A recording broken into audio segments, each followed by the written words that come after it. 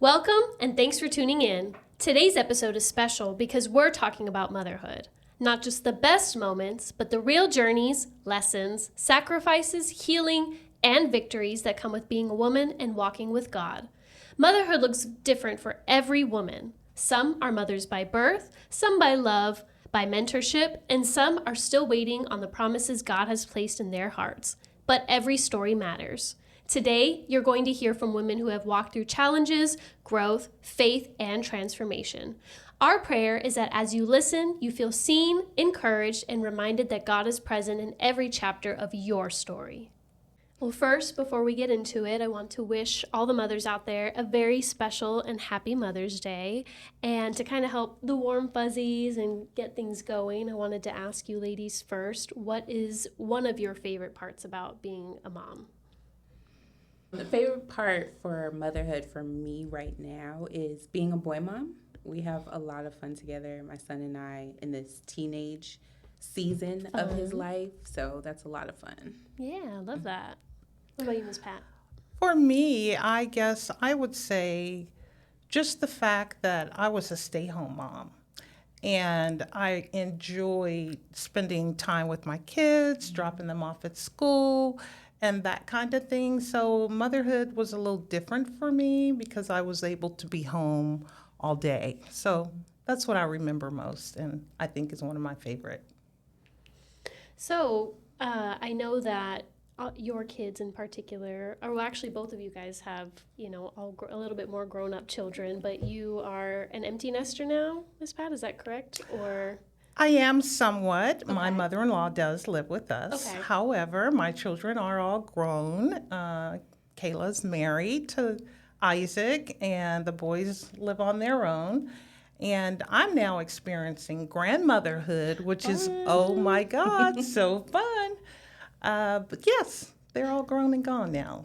so who would you say that you were? Tell us a little bit about yourself before you became a mom and went into your journey of motherhood. Not, as much as you're comfortable with sharing, of course. Absolutely. I used to work for Canon copiers, and I was a very popular, might I add, copier salesperson. And prior to having Kayla, that's what I did. Okay. And I did go back to work after having her, but once we got pregnant with the twin boys, that became a little more difficult, right? So I then became a stay-home mom at that point, and for 19 years, Wow. I was home with the kids and had the opportunity to be with them every day. And how So- do you feel like God shaped you through being a stay-at-home mom? And what did you learn a little bit during that time frame about yourself?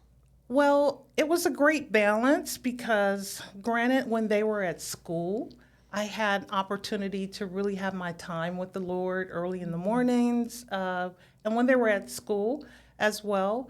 But it also allowed me to be in their lives, to be able to take them to practice, to go to their PTA meetings, and all those kinds of things. And so, for me, it was pretty well balanced. I thank God for that opportunity, and my husband was so wonderful about it, Right. and it just worked for us. Such a wonderful thing that it ended up being so lovely because not all stay-at-home moms, right, have the support Right. that is so necessary in being home a lot of the times. It can Absolutely. take an absolute, it can affect your mental space, I can imagine. I work from home, and before I had my child, I mean, I could just see like being home all the time and how it drives you stir crazy, much less when you have 3 toddlers or Sure. how you're just like, I'm just talking to children all day. It's Sure. making me go crazy. Like, am I even a real person? But that's so wonderful. You do experience that as well, but so my husband would be out working all day, and I'm home all day. So when he gets off work, I'm ready to go out and do something, go eat, go Right. somewhere, and he's ready to be home Right. and with the kids. And so that was somewhat of a struggle for us Sure. at first, and then we talked about it and just decided that we would balance it out and kind of do not either or, but both and. Yeah.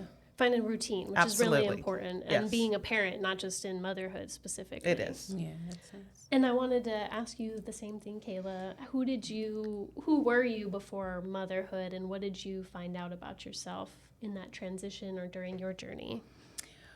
Well, my story is very opposite of that. I was a teen mom, so prior to having Darian, I was a teenager. I had just graduated high school, and I was outside. So I had Darian, my son, when I was 19. Okay. So I was very young. I was a child myself. Sure. In hindsight, I absolutely thought I was grown, but looking back, I know I was still a child. So very selfish, just doing my own thing, trying to discover who I was, and then found myself in motherhood at 19. I didn't have that sense of I'm a mom when I had him. It was, I have a responsibility now. So it was something else that I had to do when I had him. Unfortunately, well, it's a part of my story. It's a part of my testimony. For a long time, it just felt like something I had to do. That nurturing aspect didn't kick in. Initially, it was something that I had to grow into. Sure. And I also wasn't walking with God at that point in my life either. So there was a lot going on with discovering who I was as a person, growing up and becoming a woman while raising a child at the same time, and then eventually realizing who I was in God.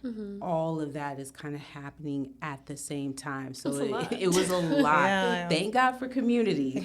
My parents, his godparents, a lot of people surrounded me and covered us both at that time. But it was a different dynamic for me. Thank God now I have a better understanding of parenting as a ministry and becoming a woman of God and being able to apply that to how I raise him. That's great. But there was some conflict because life looked a lot different in our household prior to introducing now this God aspect. He was very familiar with that just because of my parents and my brother and my sister. But when we go home, life was a lot different than what he saw coming to church. I wasn't even the one bringing him to church for a good period of time. It was my parents picking him up and bringing him and then coming home to a totally different dynamic. So learning how to do that for myself now that I have come to Christ. How do I instill that into him, and how do I get over that guilt of time that was spent not walking in what that, he saw and what he saw, what he experienced. So it was a lot going on in discovering me and parenting and the woman that I needed to be in God, discovering God, and then applying that to him. It was a lot. It was a lot. And it takes that. I mean, it's the grace of God. Absolutely. That helps us overcome that. And when I hear you say guilt, I would think that you walk in a different place now, knowing that the enemy is the one that tries to make you feel guilty. But, you're victorious in Christ. Absolutely. And he did have the foundation that it was still there. It was there in your parents.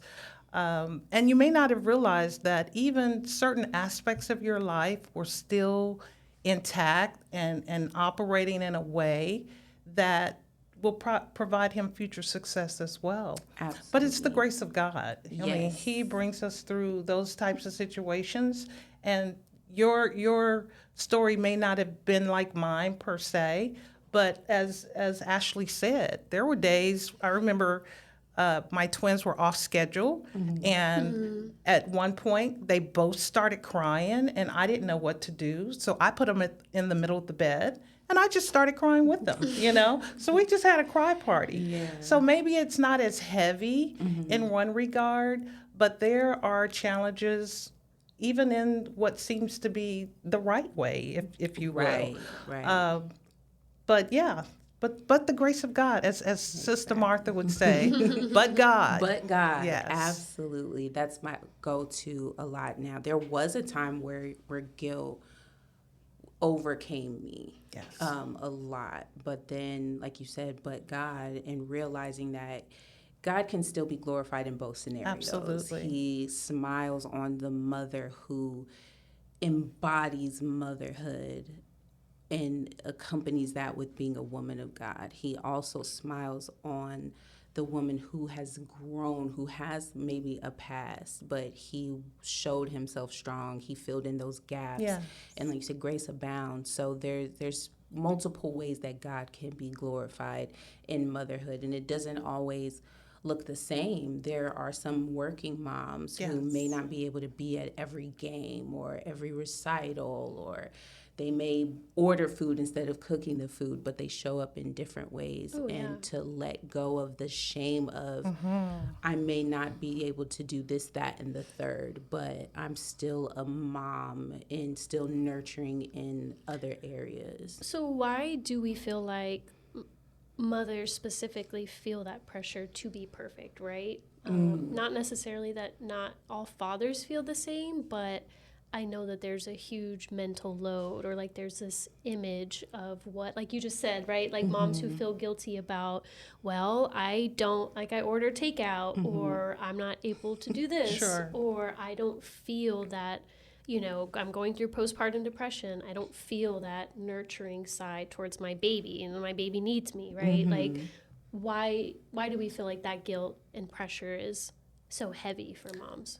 I think you said a key word, and that's nurturing. That's just who we are by design. God made us that way.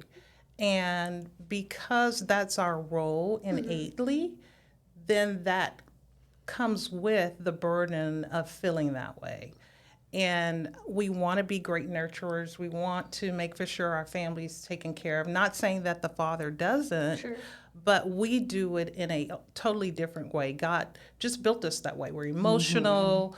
We feel like presence is important. Sure. Yeah. Whether you say it that way or not, that's what we really feel. And so I think that nurturing part of us makes us that way naturally. Yeah, and to add to that, pride and comparison, in my opinion, also contributes to that. A lot of women refer to their children as their pride and joy. And so you have a sense of pride when you're hitting all of these marks, or you can say, I did this for my child, but then if you're not able to do those things, you take it as like an indictment on. Because you're putting your self-worth into being right. a mother. Like, if I'm outsourcing a lot of the mom duties, I no longer have that pride to say, I'm a mother. Does that kind of diminish my title and my role? And then also comparison. When you're looking at other moms, especially in the age of social media, you're looking at what other moms are doing and activities, or cooking from scratch and things like that. You start feeling a sense of, well, why can't I do that? Sure. And that internal and external pressure start getting to you. So it's a hit on your pride sometimes if you're not able to measure up. It's also hard not to, I will say, on the flip side, right? For because if you're a first-time mom, what else do you have but to go and look at what other people are doing, right? Right. You want to model. Yes. You're like, I've never done this before. Like, let me just go see what other people do. And so if you're seeing they hand make all their projects out of popsicle sticks and make organic, grain-free, like all this food, like I blend up and do this, and you're like, well, there must be something wrong with me because this is my capacity and what I can do. But if you're Exactly. going to your full capacity, there's really nothing wrong with that. But it's just interesting, like that nurturing side, or like what you feel like, because, my journey was a little bit different. I ended up having severe and acute preeclampsia. So I felt the guilt of not being able to house my child Sure. the way that I felt that my body was meant to do. And it's also interesting, we're talking about this now. It's Mother's Day, but May is also Preeclampsia Awareness Month. So little plug there. But, a a lot of people were saying congratulations, congratulations, and like I hadn't even gone to see my baby yet, and it didn't feel like a joyful thing, right? Like to me it was like, but don't you understand, like don't you understand the severity of what was happening and what was going on? But that was what I had to actively combat, and what, you know, so many people were praying for us against. And like it took one thing that someone had said, they were like, you did that, right? Or like it even took like a few weeks of like before I could say I gave birth, because I didn't feel like, and I know I'm not alone. I shared my story on social media, and so many moms had reached out to me who maybe their story wasn't exactly like mine, but it wasn't what they imagined, right? Their birth wasn't whatever journey that they're going through, infant loss, whatever that looks like. It can be such a lonely and isolating thing, especially because we hold mothers to such an idealistic, you know, state in society. And so when it falls short of what you expected it to be, that can feel very heavy. Absolutely. And so it's just important, as if you're a first-time mom, or even if you're not a first-time mom and it's not what you expected out of it, to know that it's okay and that God will still get the glory out of it, however that looks like. Absolutely. Yes, I was going to say, all stories may be different. All roads we travel vary. However, I think the journey, it takes us to a place of just bringing you back to that point of God. Because in Kayla's story, God gets the glory, you know, because he brought her through those things. Right. In your story, God gets the glory because he's brought you through those things. Right. In my story, God still gets the glory because he brought me through the things that I even went through. Right. So even though the roads are different, the journeys are different, ultimately it's just to come to a place in life as moms, as mothers, and acknowledge that God is who he is, and he brings us through what he brings us through. It takes we've heard the expression, right? It takes a village to raise a child. Yes. And I've experienced with both of you the village experience. Right. You know, we had your baby boy, and the whole church is there, and granddaddy and grandma and everybody's uncle, everybody's rallying around him. And Ashley, I mean, oh my God, we were on the phone praying while you were in the hospital. And so the village helps you travel this path, this road that life can give. And the wonderful thing that I love about it in hindsight, right? Because we don't always see it while it's happening, is that ultimately God gets the glory. Yes. And to stand empowered in knowing that, you know, the things feeling that way, that you're not good enough, that you're alone, that nobody else understands, that you did something wrong inherently by whatever, right? Whatever it is. And it's going to keep coming up in different stages of your life, right? You're going to get down the newborn stage, and then you're going to move into toddlers. You're going to be like, okay, well, I thought that was hard. This is hard, right? And then you move into the next one. You're like, okay, well, this part's kind of easy, but now this part is hard because now there's outside influences. And just in every stage having to quiet those thoughts that are not of God, right? And to say, like what you said, the community, and feeling empowered to know that as a mom, you're never alone. And I was going to share this at the beginning, but one of my favorite parts of being a mom is I joined the best club that I never knew I was missing out on, right? Because that's powerful. As soon as people found out that I was pregnant, and then even after I had people have always been nice in the church, but it's like all the moms just immediately just like kind of came around me. And it was so odd because I'm like, I didn't even really do anything. Like, I just kind of like created this body inside of me. And now all of a sudden, like, I feel like we have a great community of moms here at least who want to make sure that you're not alone and anything that you need. And, you know, asking those questions like, are you eating? And I was like, sometimes, you know, like, but knowing like exactly what it takes, because for my friends who had kids, I didn't know how to show up for them until I went through it. And in any case, you know, being a mother is wonderful, and the community that comes with it. Do not allow yourself to be isolated. Don't ever feel like, you know, it's something that you're going through alone. If one person lends an olive branch, you know, I encourage you to take that. That's very important. I remember when you talked about that, when you were mentioning that, I thought about when I was pregnant with the twins, it was so different, as you can probably only imagine, right? And I remembered I joined this club called Mothers of Multiples, moms, right? And that group got me through so many things that I never knew I would experience as a mother of multiples. And as you're stating about the olive branch, it's so important to, if you're a single mom, if you're divorced mom, if you're, your kids are grown now, or you're struggling with a teenager, that we're here for each other. Yes. But we don't know unless you let us know, right? Exactly. So it's important to extend that olive branch and to know that we're here because we're that type of community. And that's what we do here, amongst ourselves. And I just think that that's wonderful. I couldn't help but reflect on that particular group that really helped me through a time, as you stated, that you were going to go through that you had no idea how to really navigate. Right. And it was very different for me. Right. That's a good point. I'm glad you brought that up. Is a lot of us tend to think that our situations are just so unique. Isolated. And we tend to isolate, but it's important to remember that your situation isn't so unique that somebody else can't relate or understand.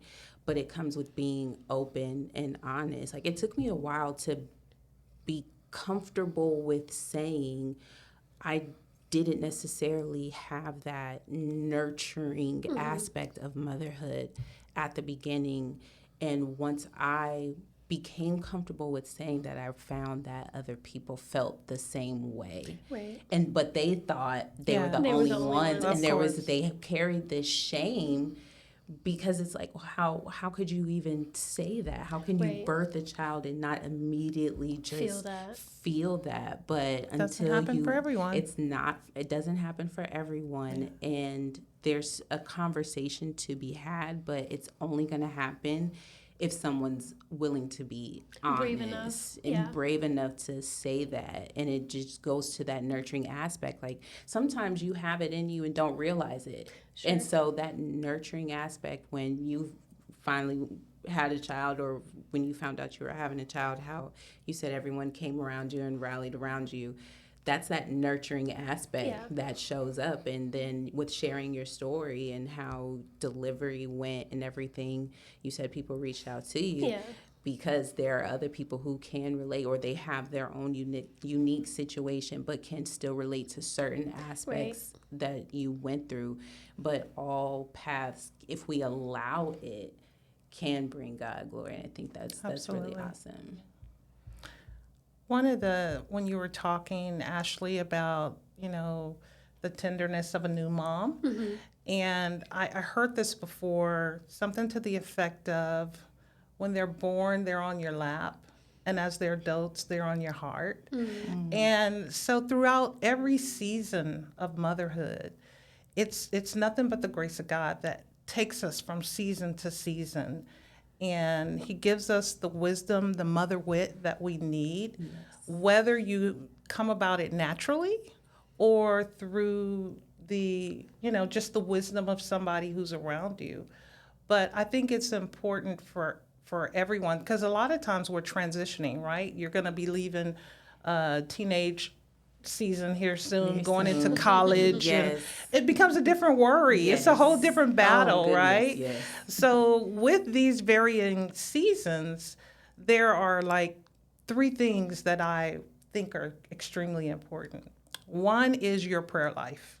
You have to really be keyed in on the season you're in, what to pray, how to pray, that kind of thing. I didn't know that at 21. I didn't know that at 31. But over time, I've learned that is so, so very important. The second I would say is the support that you give your children is extremely important. And so support is something you never outgrow. You never stop praying for your children. You never outgrow supporting them in any way. And the love you have. Sometimes your love is what they say, tough love, hard love, but it's love nevertheless.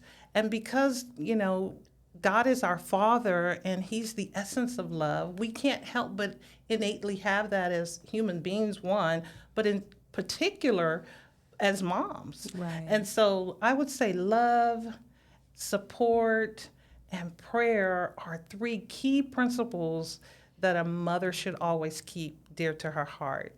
And that's something that I would always advise. Yes. I think you nailed it, because I was going to ask, how can mothers continue, right, to trust God when, you can't protect your children from everything you want to, but it's just so badly like something that, right, that comes as a part of the nurturing side. But what does that look like? And maybe it's not physically releasing, right? Like if the children go off to college, they're physically gone from you, but what may that look like when your child is here and with you, but you can no longer do anything about their actions, and releasing your children into God's hands? We overcome by the words of our testimony.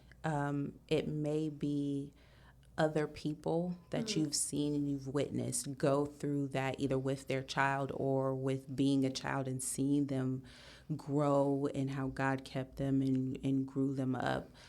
It's important to remember the testimonies of everything working out. The end of the journey. Journey, and not strictly focusing on the right now, the uncomfortable stuff, the things that aren't necessarily going the way that you want it to go. Even when you know you've done the best that you can do in the sense of the guidance, the child rearing, all of that. Kids are still human at the end of the day. You can say all the right things, give them all the right wisdom, give them the scriptures, pray over them, all that good stuff. And I'm a witness. They can still do what they want to do because they have autonomy, especially when they get to those preteen, teen, young adult years. But to remember that such were some of us, we were taught all of the right things. Yeah. We had people who were praying for us, and we still chose to go a different way, but how God still kept and protected and filled in those gaps. And praying in faith, not just to check it off the list, but truly having faith in spite of what you see. That was one thing I really had to learn to do. Love my son. He makes some interesting decisions. Absolutely. They all do. As I did. And so being able to pray in faith every day, even though I'm watching him actively do the complete opposite of what I've told him or what he even knows to be true. Sure. He knows better. But God is still God. And there's only so much that I can do. And if all it takes is for me to say all the right things, do all the things, show up, where does that leave God? Why would I even need to talk to him? Why would I need to ask him to show up in this household if I can take care of all of those it? Things, yeah. Allow God to be God in your parenting. And steward your children, right? Yes, parenting is absolutely ministry. Ultimately, they were his first, right? We were all his first. Absolutely. Exactly. That's hard to take a step back from and just kind of remember. But it's interesting in your case, as you said, like you were maybe like not following the path that at what it seemed at the beginning. You were not following the path. I think I've said this before in another podcast. I am a big advocate for prayers of your parents. You may not see the immediate effect of it. It may come 5, 10, 15 years later, but that's when that truly relying on God comes in. And again, he gets glorified in that. But prayer absolutely does work. There are plenty of times now as an adult with a child that I have to call my parents and say, you know what, you were right. Or I was wrong. And I know that it's a reminder for them that prayer does work. And sometimes for us as parents now, we have to remember that you may not get that understanding or that changed behavior from your child right in the moment where you want to see it. It may come later, but not to deter your faith, and have a good, solid community of people that you can talk to, again, so you don't feel like your situation is just so unique. Like, is it just my child who's cutting up? Is it just me that doesn't know what to do or doesn't know what to pray? When you talk to other people honestly and transparently, you can find, I'm going through the same situation, sis. What can we do? Let's pray together. Or, I can't pray right now. I don't know what to say. Can you pray for me? And so really not just relying on God, but also relying on your godly community to help you. It's so interesting. I feel like I'm in the season where I'm very introspective and reflective, especially like with everything. It's a lot of peace that I just never thought would come with, being a mom. But everything that keeps happening, and I keep looking back, I'm like, I know someone was praying for me.